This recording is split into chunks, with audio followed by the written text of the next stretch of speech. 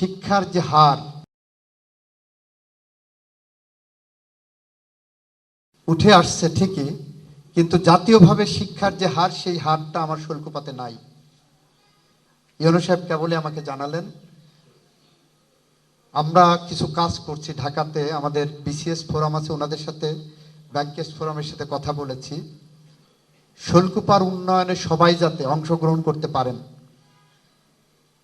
সেই কারণে আমরা রাজনৈতিক পরিমণ্ডলের বাইরে কিছু সাব কমিটি করার চিন্তা করছি সেক্টর ওয়াইজ,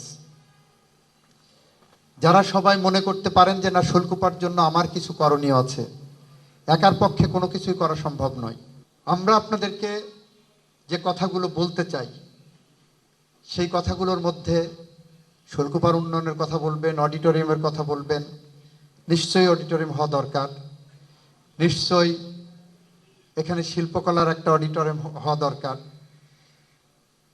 আমার প্রশ্ন হলো জায়গা কোথায়? আমার শৈলকুপাতে জায়গা তো পাচ্ছি না।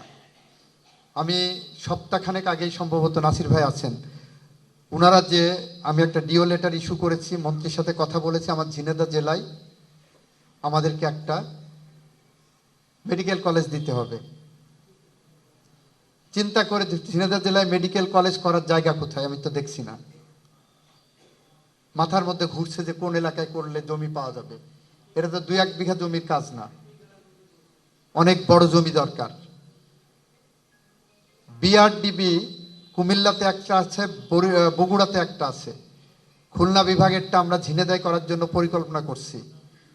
এখন ঝিনেদাই করতে গেলে শৈলকুপা না হলে আমার মহেশপুর নিয়ে যেতে হবে, কোটচাঁদপুর নিতে হবে, কারণ শৈলকুপায় তো আমার জায়গা নাই, জমি সংকট। এইগুলো আমাদের মাথায় রাখতে হচ্ছে।